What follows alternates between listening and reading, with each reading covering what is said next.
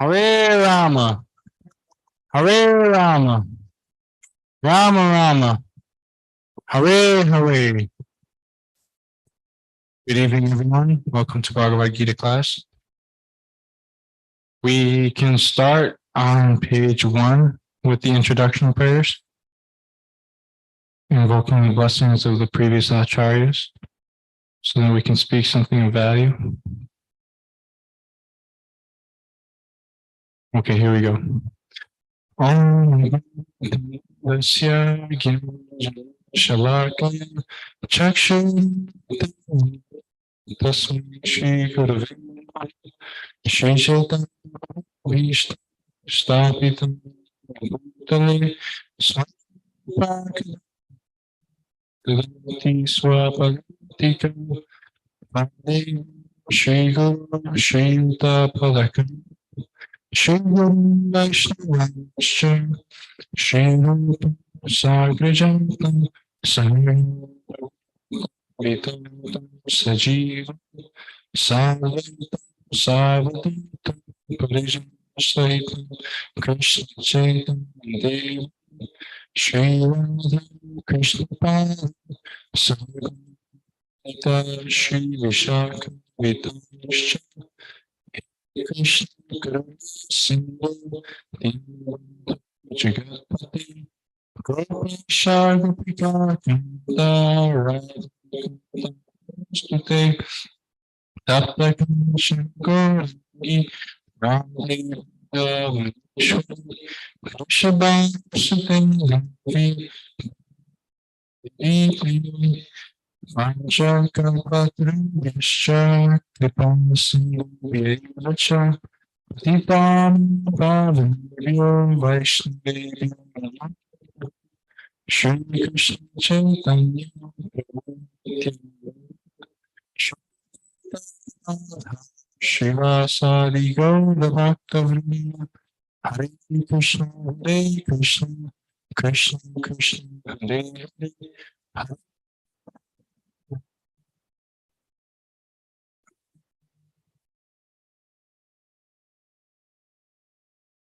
Okay, so we are on chapter 7, text 4. And we can read the Sanskrit and English together. Text 4.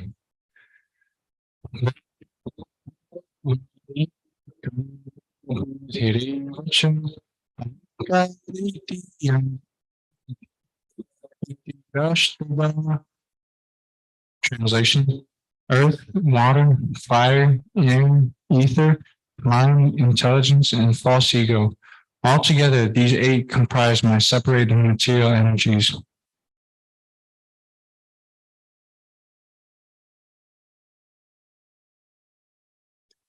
Text 5. Apareyanti stvarnam prakritim param jiva bhuta mahabhago yayate jagat. Besides this inferior nature, Almighty Arjuna, there is a superior energy divine, which are all living entities who are struggling with material nature and are sustaining the universe. Text 6. Etadyam Bhuta Sarvam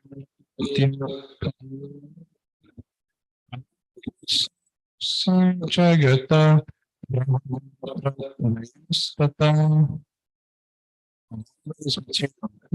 is spiritual in this world. For certain that I am its origin and dissolution. Text 7.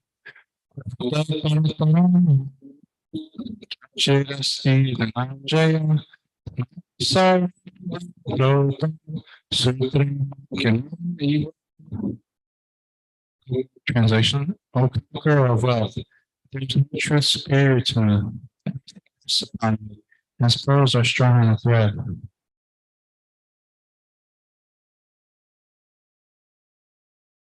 Text 8.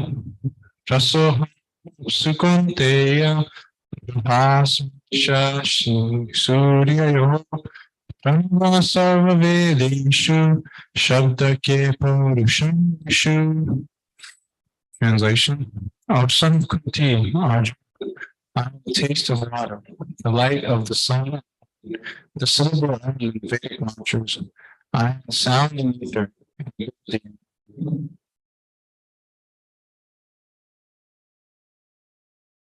Text 9. Vyamcha Tejas Vibhavaso Jivan Sarvabhuteshu Tapaschasmi Tapisvishu. I am the original fragrance of the earth. I am the heat and fire. I am the life of all that lives, and I am the penances of all ascetics. Text 10. Bijanam sarvabhutan vidhi partha sanatan buddhi buddhi matanas tejas runam. Translation. O son of Pita, know that I am the original seed of all existences, the intelligence of the intelligent, and the prowess of all powerful men. Text 11. Balam balavatam chaham kam raga vivarjitam tam puteshu kam samvaratarshava. Translation. I am the strength of the strong, devoid of passion and desire. I am sex life, which is not contrary to religious principles, or Lord of the Bhagavatas, Arjuna. Text 12. Yechaiva satvika bhava rajasas tamasaschaye ata eviti tam vidhi tishuti.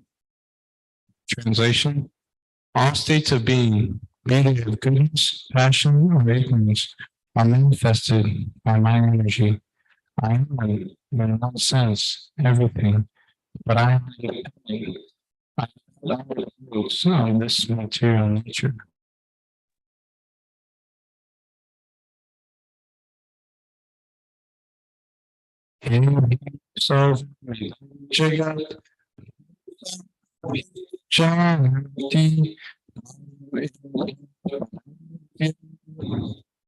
Translation. Deluded by the thin words goodness, passion, and ignorance. The whole world does not know love is exhaustible. Text 14.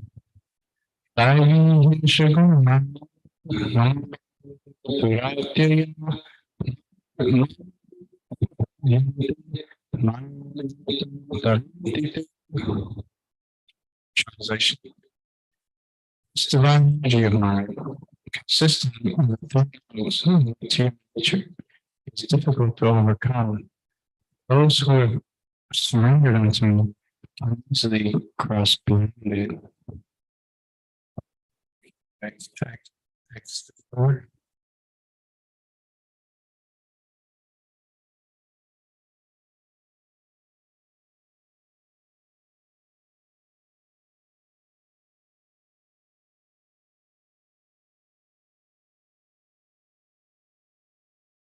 Can you turn down the volume a little bit? My mic. Thank you. Earth, water, fire, air, ether, mind, intelligence, and false ego. Altogether, these 8 comprise my separated material energies. Divine Grace, A.C. Bhaktivedanta, Swami Prabhupada, Srila Prabhupada Ki Jai. The science of God analyzes the constitutional position of God in his diverse energies. Material nature is called Prakriti, or the energy of the Lord. It's different Purusha incarnations, expansions, as described in the Svattvata Tantra. Material creation. No, let's read the Sanskrit. Vishnu's Vishnu's Rupani Purusha Kyam Vishnu's Purusha Kyam Srashri Vitiyam Sangstritam Tritiyam Sarvabhutastam Tam Kyatva Vimuchyate. For material creation, Lord Krishna's plenary expansion assumes three Vishnus. The first one, Mahavishnu, creates the total material energy known as Mahatattva. The second, Prabodakashaya Vishnu, enters into all the universes to create diversities in each of them. The third, Kshirodakashaya Vishnu, is diffused as the all-pervading supersoul in all the universes and is known as Paramatma, who is present even within the atoms. Anyone who knows these three Vishnus can be liberated from material entanglement. This material world is a temporary manifestation of one of the energies of the Lord. All the activities of the material world are directed by these three Vishnu expansions of Lord Krishna. These Purushas are called incarnations. Generally, one who does not know the science of God, Krishna, assumes that this material world is for the enjoyment of the living entities, and that the living entities are the causes, Purushas, controllers, and enjoyers of the material energy. According to Bhagavad Gita, this atheistic conclusion is false. In the verse under discussion, it is stated that Krishna is the original cause of the material manifestation.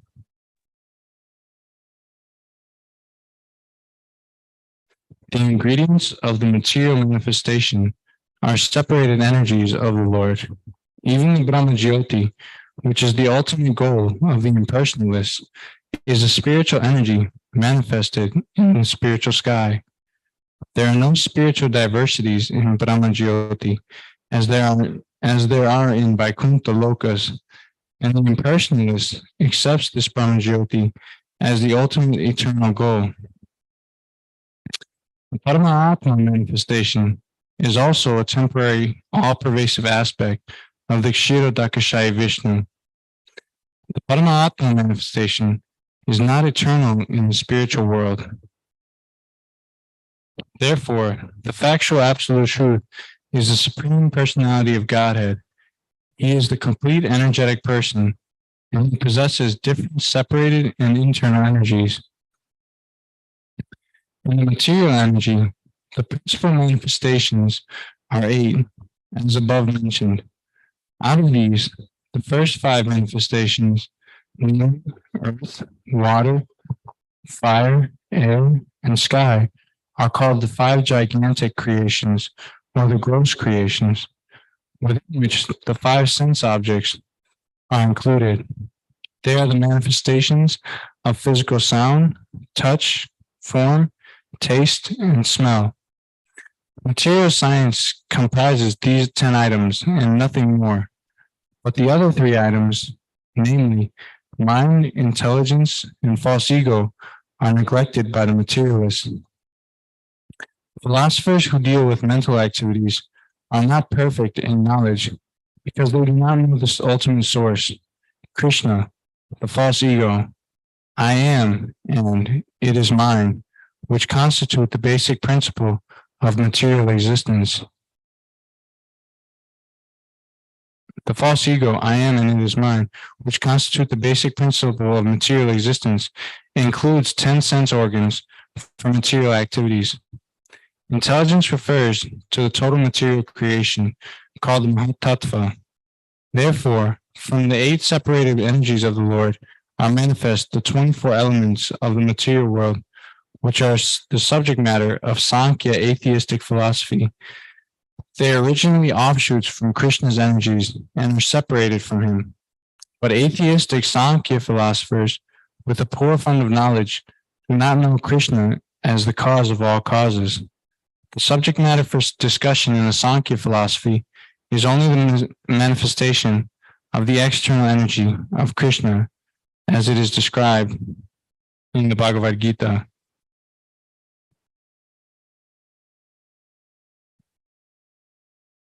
Gurudev, would you like to speak anything on this verse?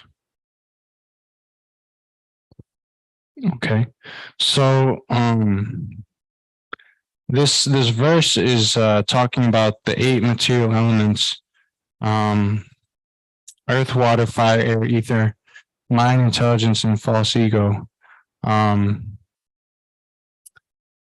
And this is what the material world is comprised of. We can see when we look outside, there's a tree that's made of earth. If you knock on the wood, it's made of earth.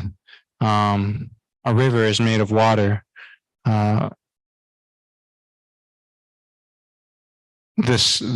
sky in the outside is made of ether, and we use this ether, this sky element to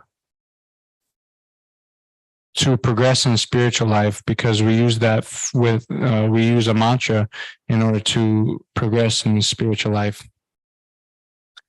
But anyway, this is this whole topic of the material elements was nicely described by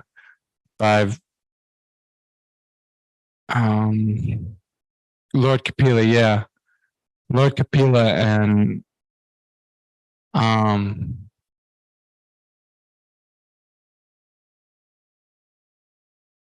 he discussed the 24 material elements, and he also discussed sort of like what the higher planetary systems and lower planetary systems were all about. And the lower planetary systems are mostly for the living entities who have forgotten Krishna and are forgetful of Krishna, and who want to forget all about Krishna. And these planets, these hellish planets that we call them, they're for people who have tried their best to forget Krishna. And in the end, this is this trying to forget Krishna proves futile, because we can see that if you do want to forget Krishna, all you do is suffer. There is no enjoyment.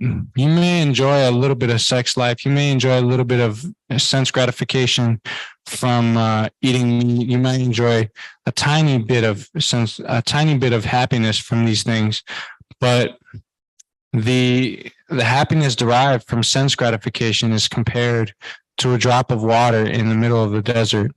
So we can see from this example, this analogy, that there is really, yes, there's happiness, but what kind of happiness are you searching after? I mean, is it really quality happiness, or will you be satisfied with it? No, we won't be satisfied with it. Just like if we were in the desert, we would need an ocean. We wouldn't need a drop of water. So this is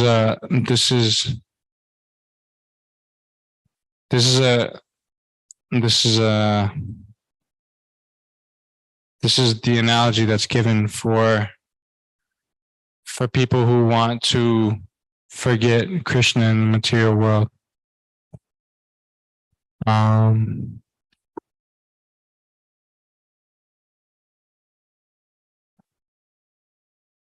But we need to remember Krishna. That's the goal of this Krishna consciousness movement. And not only remember Krishna, but also share with others. We have a huge responsibility on our shoulders to be able to not only preach, but to transform lives, to give to give life to the masses who are suffering so much in hellish conditions, even in this life, in this earth, on this planet. So the most important thing we can do for the people in general is to preach this Krishna consciousness movement, and that can be done in a number of ways. But our most important weapon against Maya in this fight of Kali, this age of Kali, is book distribution. That's really where we get all of our, not only our revenue, but just all of our support. You know, we get so many. I see all these people on. I don't watch it as much anymore, but there's a lot of people. There's like these Indian devotees who are out in the streets every day, just hammering at the Indian general public. You know, they want people to take the Bhagavad Gita, and they do it every day. They do it hardcore. You know, they're every single person they see, they are asking them, have you read Bhagavad Gita? Do you know Bhagavad Gita? And they say yes or no. And then they go, yeah, well, just take a look at this. They start explaining it to them. So the most important, our most important weapon for this age of Kali is the books. Also, prasadam. Prasadam is a good prasadam. You all know me. I love prasadam. But what's that? Yeah, it's because it's true. I mean, you have some of the apple crisp that Jaya Keshava made, and you're just like, wow, this is changing my life. But so yeah, this prasadam distribution is very important as well. The book distribution is nice for people who are deep thinkers, who like philosophy, who may be hippies right now, and who really have that taste for higher knowledge. But for the general mass of people, the prasadam is what really gets people interested in the philosophy, because they say, wow, this is the best food I've ever had in my life, and it's vegetarian. How do you guys do this? And we just say we offer it to God. That's how we do it, and that's how it becomes tasty. But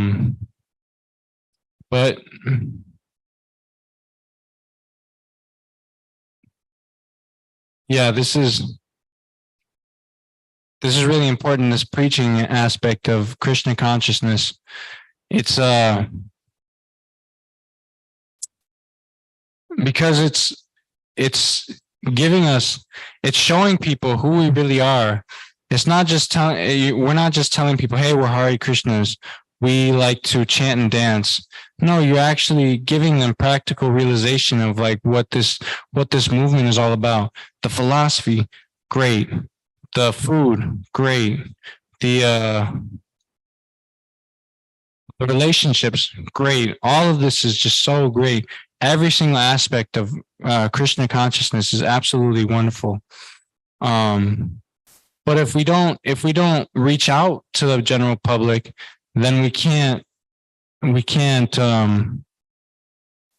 give them any of this, any higher taste, which is the most important part of Krishna consciousness, is of life in general, whether it's material life or spiritual life. This taste is what we hanker after, and in the material world, this taste is experienced as collecting a lot of money, living in a nice area, living in a nice house, driving in a nice car. This isn't basically the false ego gets like stroked by this taste from material sense enjoyment. But in spiritual life, this taste comes from suffering. This realization, it comes from not knowing how to get through a certain aspect of Krishna consciousness. but still powering through it. This is where the taste comes from. And when you think about, when not only the taste of realization and ecstasy and peace, all these things, not only just that, but the fact that you were able to push through and get through these difficult times, that's really what, of course, with our spiritual masters, grace, but that's really what pushes us to do more. I mean, I've seen a bunch of times where devotees were struggling and they pushed through, and maybe they didn't know it yet, but they were. I noticed that they didn't know that they probably didn't know that they were getting through like a difficult time in Krishna consciousness, but we could tell that they were getting through it because they were just speaking philosophy like that. They were coming through with their own realizations. They're speaking nicely. They're reading nicely. They're doing everything nicely. And this is what we hanker after.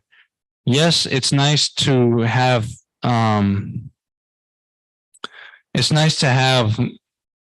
these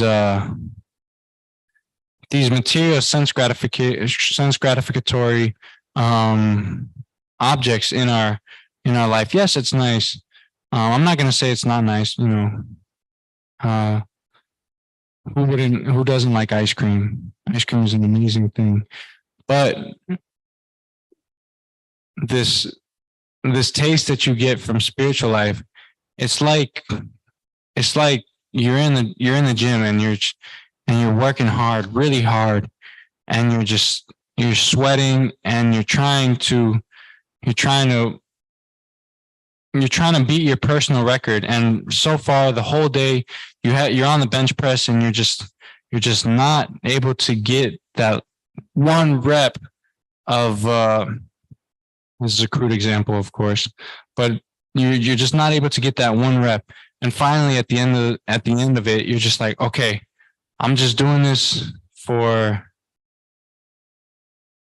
you could say, God. I know I used to say that to myself. I'd be like, I'm doing this for God, or I'm doing this for my coach or whatever. And you're going down, and then you're coming back up, and you're coming back up, and you're struggling. And you get caught at one moment, and then your friends are like, no, just keep going. This is the devotees. This could be the devotees. The devotees are encouraging you to keep pushing forward. And this is like your friends in the gym. They're like, no, keep going. You got to get through this last one. You almost got it. Come on. This is all you. They're encouraging you. You're trying your best. You want to get this so bad. And then finally, you do it. But we couldn't do that if the coach didn't have faith in us to begin with. So the coach, for me, I use this example because football was very influential in my life. But the coach is the spiritual master, and he's the one who believes in you in the beginning, and he's the one who pushes you to do better, to strive to do more, to not take breaks, and also to take breaks, take breaks every once in a while. But we couldn't do what we're doing if it wasn't for the spiritual master. Yes, we feel proud of ourselves because we felt like we did something. We felt like we changed, and we did change. But if it wasn't for our spiritual master, then we wouldn't have any of that. There would be nothing there would be no hope for us. So the spiritual taste is far more superior to the material taste because you're working for it. You're trying your hardest and you know in the back of your head, or maybe it's in the front of your mind, that your spiritual master is there with you every step of the way. And the devotees are there with you every step of the way. There's been so many times where I've just wanted to call it quits, and I've just wanted to just, this is too hard. I liked being in the air conditioning with my family, laughing with them, doing all sorts of nonsense. And I wish this is me in the past, but I just want to go back to that. But the devotees, they were so nice that they were saying, no, you can do this. You can do this. So this is the spiritual taste. Spiritual taste is what we hanker after. And I have this, I don't know if you would call it a realization, but I have this theory that if we're able to just be satisfied with the purification that comes to us, that will make us strong in Krishna consciousness. Because if we're looking forward to the downside of Krishna consciousness, then there's if we're looking towards the downside of Krishna consciousness, then we have nothing to fear. If we're asking for that, if we're asking to be purified, if we're asking, please take all my material desires away, don't let me have anything anymore. I don't want it. Please take it away as soon as possible. As soon as possible. I want to get over this as soon as we can. I just want to be with you, Krishna. I want to relish these pastimes with you. I want to be in the spiritual world. I don't want to be in this body. This body gets one cut and it's already like game over. So this is the way that we can go to Krishna for these desires, that if he could just take it all away from us, that would be the most nice thing he could do for us. If he could just show us some special mercy, that would be nice, that would be really nice. So, yes, this is the spiritual taste. Spiritual taste is it's the most important. So I think I've touched on this a lot. So we can go to the next text if you all. Yes, please make a comment. I just wanted to say that this theory that you had, it's not a theory, it is a realization. Lord Brahma, when he prays to Krishna, he says, I forgot. Anyways, he says, one who just goes on enduring, their past karma and the past reactions, just enduring and having faith in you, then mukti, jiveta yamukti, sankasya jayate, it's already his rightful claim. So that plus, Queen Kunti is also praying just for more problems and more struggles to always remember Krishna, because she's realizing that remembering Krishna, even in hardships, is much better than anything else that life has to offer. Mm-hmm. So that's nice. Yeah, that's a really nice point. Yeah, Queen Kunti, I was really inspired when I read that pastime. That she actually wanted that to happen. And at first I thought that, like, man, that's really tough to hear, because these difficulties, they're like serious. And if we leave Krishna consciousness, like what's going to happen to us? That's what goes through my mind, that if I end up leaving Krishna consciousness, then I will turn into a way worse person than I was before. I know that for a fact. So that's why I was really scared when I read that. But, you know, if we, as we go on, we realize that these material attachments, they're holding us back from so much more, so much bliss, so much happiness. They're holding us back from our relationships. That's really what gets me, is that they hold us back from us connecting with other people. And that's a really big factor for us wanting to be purified. It's like I was in Chicago last time I went there to see my family, and this Prabhuji, he was saying in a Srimad Bhagavatam class that these material attachments, it gets to a point when you're getting purified and you're going through the ringer, and you're just like, and you're just like you're so fed up with everything. He compared it to having a headache. You know, at one point you just got to say, okay, I have a headache and I got to take some medicine for this headache. Otherwise, I'm just going to suffer like anything. How many times have we gone through a headache just like thinking we could get through it? And then we realize, okay, this is starting to get serious. And then we take some medicine for it. So this is what the material attachments are like. They're like being stuck with this awful migraine, and what's it called? Being able to let go of these things is like taking medicine for it. So thank you, Prabhu. Can I say the sloka? I just remembered it though. Yeah. Tate nurkampam susamikshamano bunjana evatma kritam vipakam hridvag vaporbir vidatan namaste chivetya mukti pade sadayabak. It's very nice. Jai. Thanks, Prabhu. Okay.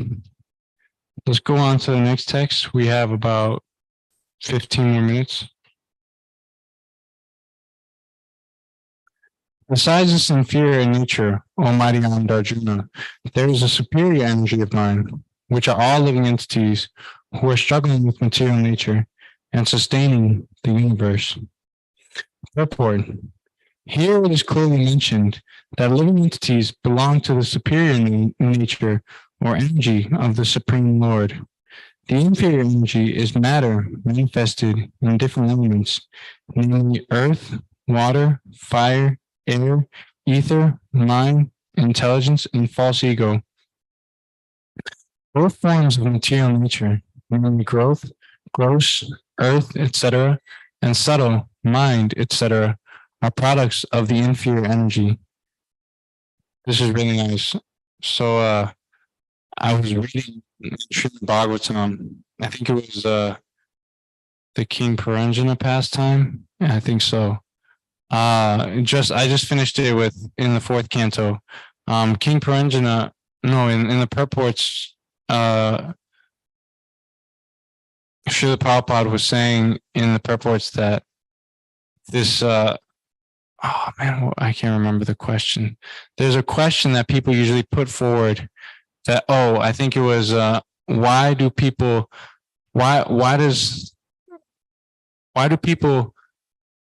get a certain type of body, or why do people hold on to certain desires? I think it was, why do people get certain bodies? And the answer to this question is that the mind, that the subtle body carries with it all the desires to the next body that he's going to get. So that's a little nugget of information that I thought was really nice. So I'll just keep reading if that's okay. Are products of the inferior energy. The living entities who are exploiting these inferior energies for different purposes are the superior energy of the Supreme Lord. And it is due to this energy that the entire material world functions. The cosmic manifestation has no power to act unless it is moved by the superior energy, the living entity. Energies are always controlled by the energetic, and therefore living entities are always controlled by the Lord. They have no independent existence. They are never equally powerful, as unintelligent men think. The distinction between the living entities and the Lord is described in Srimad Bhagavatam as follows. Aparimita druvastani bruto yadi sarvagatas arhinasyasyateti niyam tarata ajanicha yam tad avidyuchan vesaman anujantam yadamitam tadushtaya.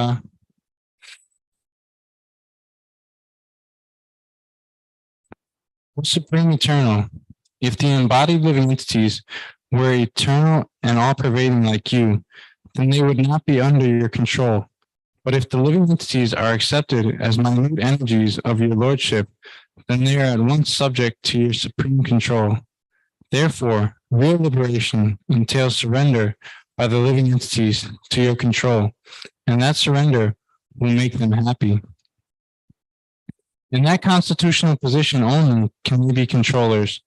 Therefore, men with limited knowledge who advocate the monistic theory that God and the living entities are equal in all respects are actually misleading themselves and others. The Supreme Lord Krishna is the only controller, and all living entities are controlled by him. These living entities are his superior energy because the quality of their existence is one and the same with the Supreme, but they are never equal to the Lord in quantity of power. While exploiting the gross and subtle inferior energy, matter, the superior energy, the living entity, forgets his real spiritual mind.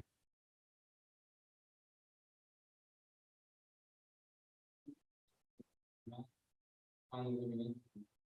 But when the living entity becomes free from the influence of the illusory material energy, he attains the stage called mukti or liberation.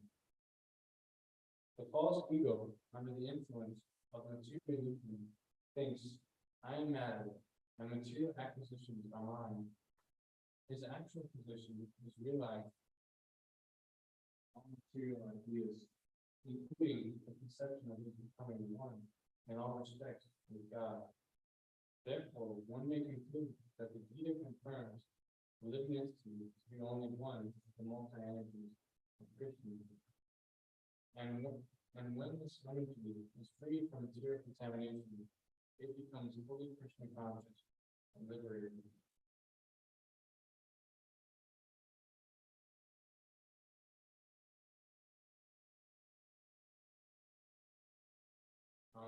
There was something that I read, that we read in Gurudev in Bhagavatam. We read, we're reading the teaching of Lord Chaitanya, that this impersonalist philosophy, it stems from Shankaracharya. And Shankaracharya was actually Lord Shiva, an avatar of Lord Shiva. And when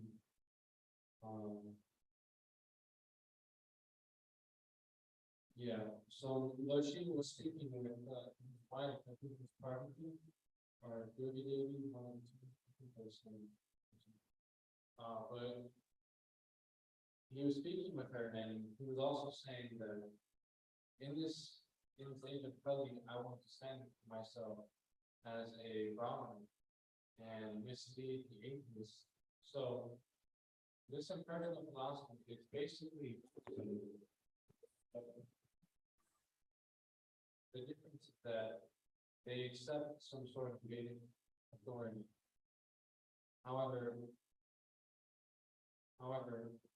when they speculate on what they think God is, or Krishna, when they speculate on this thing, on the Vedanta, Srimad Bhagavatam, on the Bhagavatam, this is um,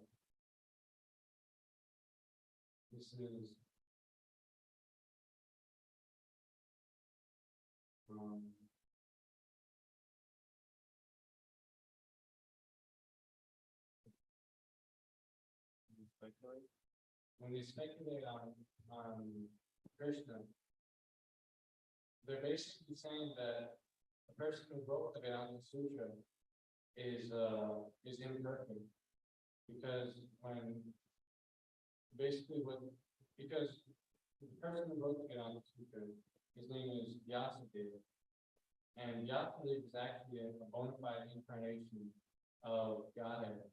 So he's a bona fide incarnation of Krishna. So he doesn't have, so since he is God, he doesn't have the four defects that come with living entity. One being that he's illusion, another being that, one being that he's always illusion, another being that his senses are always imperfect, another being that he always wants to be limited. And last one. So what's the last one? He's prone to commit mistakes. So these four defects of a human being, which they think Vyasadeva is not present in Vyasadeva, because we know him as the incarnation of Krishna. So to speculate and write different and write to write different theories on what God is and what us as living entities are. This is the greatest offense, because we're making these assumptions out of ignorance, and we don't know. Mayavadis don't know what Krishna is. Basically, what they think is that Krishna accepts a material body out of ignorance. One of the greatest Mayavadi philosophers, he says that God, that I'm trying to remember,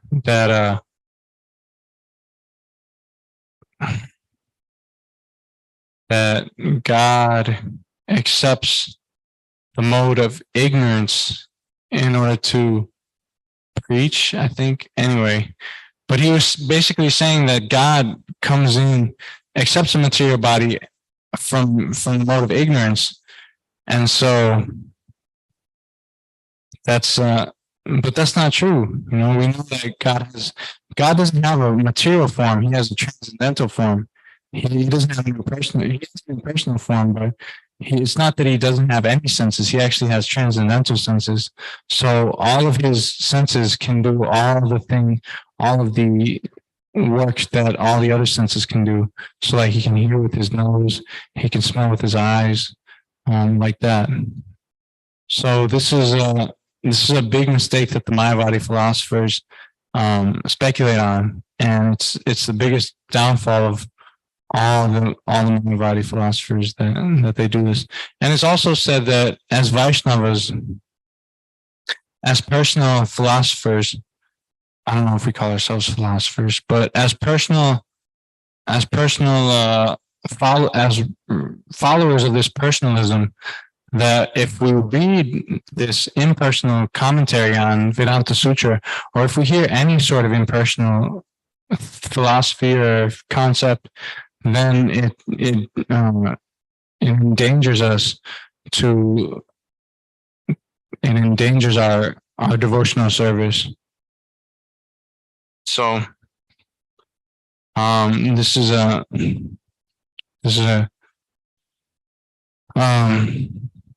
one of the points that Prabhupada was touching on in teachings of Lord Chaitanya. So let me read a little bit more. I'll ask for questions in a little bit if anybody has any. Who's the only controller? I don't know.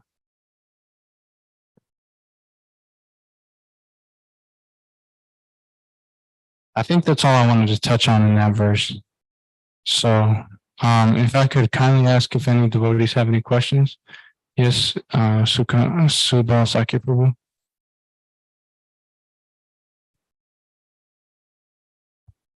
Thank you for a wonderful presentation. I think it might be a several questions. So if you could bear with me. Yeah. I was wondering, have you heard of the statement, you can't see the forest for the trees? You can't see the forest for the trees? Yeah. I haven't heard it, no. No, there's a statement like that. You can't see the forest for the trees. And I was wondering, for the trees, you can't see the forest for the trees. Lord Chaitanya, he stated that his name will be sang in every town and every village. So it seems to me that it is upon a good many of Srila Prabhupada's grand disciples and disciples, which they already have done quite a bit of that, to follow up on Lord Chaitanya's order of making sure that his name is sang in every town and every village. So sort of up to us to continue that and make that happen. So in a sense, since Lord Chaitanya is none other than Krishna, we're actually participating in one of Krishna's leelas. Mm-hmm. Yeah. And I believe you were mentioning that you were eager to partake in some of Krishna's leelas. Did you say that, Prabhu? I guess yeah. So that's what I mean by the statement, you can't see the forest for the trees, that, you're looking forward to participating in a Krishna Leela, but you're actually participating in a Krishna Leela by spreading the holy name. And just one more question. So it's wonderful. One more question. Have you heard that there's no difference between the kingdom of God and bhakti? I don't think so, no. No? That's another one of the statements in the Bhagavad Gita. So it's kind of helpful. I like that. Jai. Thank you, Prabhu. Thank you so much. Are there any questions, comments, anything like that? Okay. We can end class there. Srimad Bhagavad Gita ki jai. Srila Prabhupada ki jai. Vanchakalpatarubhyascha kripa sindhubhya evacha. Patitanam pavanam vaishnavebhyo namo namaha.